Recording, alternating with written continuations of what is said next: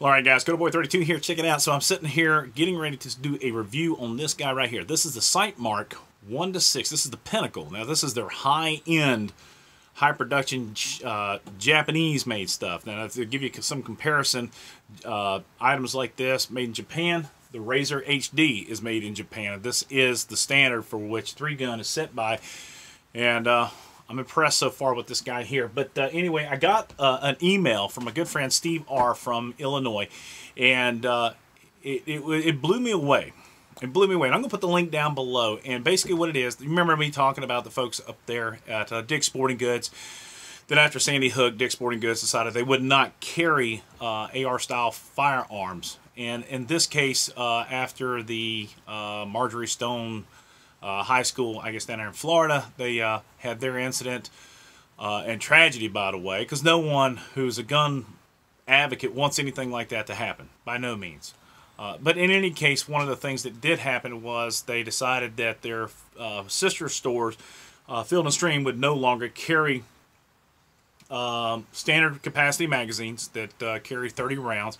They would discontinue carrying on their shelves the AR-style firearms, or anything that, I guess, accommodates that verbiage they use, the assault style. And then they would no longer sell firearms to anyone, or long rifles or shotguns to anyone under the age of 21. So, in any case, this article talks about what this company is doing with the firearms they're taking off the shelves. They're not simply just sending them back to the manufacturers. They are destroying them. So they're taking them to the distribution center, wherever that may be, either in Pittsburgh, and they are literally at the distribution center going to destroy them and turn over to parts and pieces for recycling.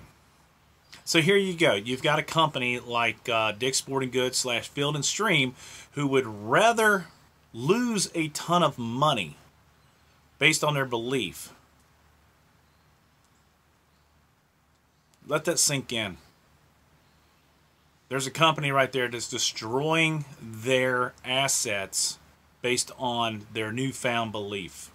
Now, we're talking about a lot of different things, like we've got banking institutions who are refusing to do business with companies that manufacture these things now. We have banking institutions or institutions that are being strong-armed by other groups of individuals that if they do business with the NRA, they're going to drop their business with them. So what I'm seeing right now, ladies and gentlemen, is the beginning of an economic war. He who has the most power. Now, if you have any semblance or respect for our Bill of Rights as it stands today, remember, folks, if you get rid of one, it leads to it to be getting rid of the rest. That sounded horrible. But I'm so angry over this thing, I can't even stand it. It blows my mind. You know what? They're a corporation. They do whatever they want with their assets.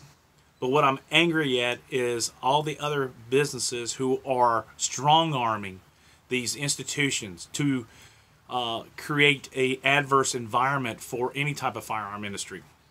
You've got the city of Chicago, who is hammering the local institutes, the financial institutions that handle their funds for their bonds, for the construction projects. You've got the New York State, who's hammering institutions, financial institutions to not do business. I can't even talk about it. I'm so angry right now. But to imagine that a company would destroy a total number of assets, it makes me wonder where we are going and how well we need to prepare. This is, I was listening to a good friend of mine says, yeah, now I'm more concerned than ever. And he said that to me like 5 months ago.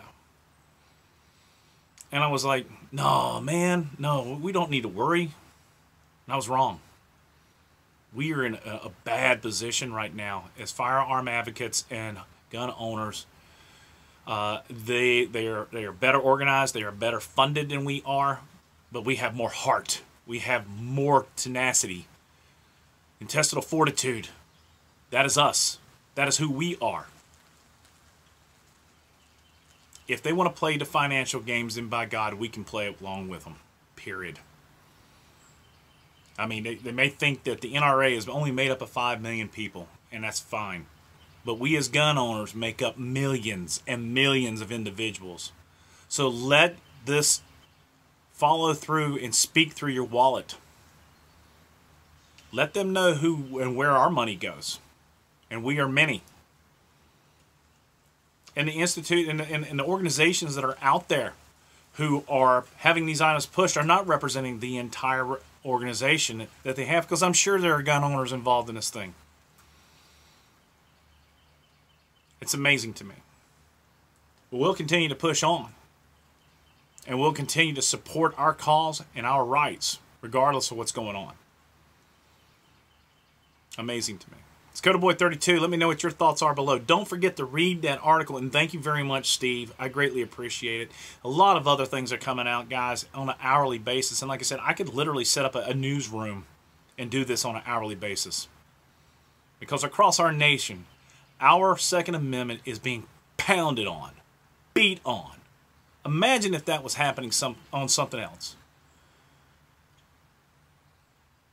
Nobody cares about a gun owner anymore, except for us.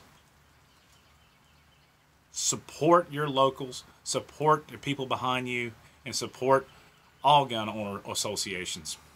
Whether you like it or not, that's all we got. It's CodaBoy32. Support the red, white, and blue. God bless America. God bless those men, women in uniform, 24/7 for freedom. Freedom comes a nickel boron 556. CodaBoy32 out. That was smooth.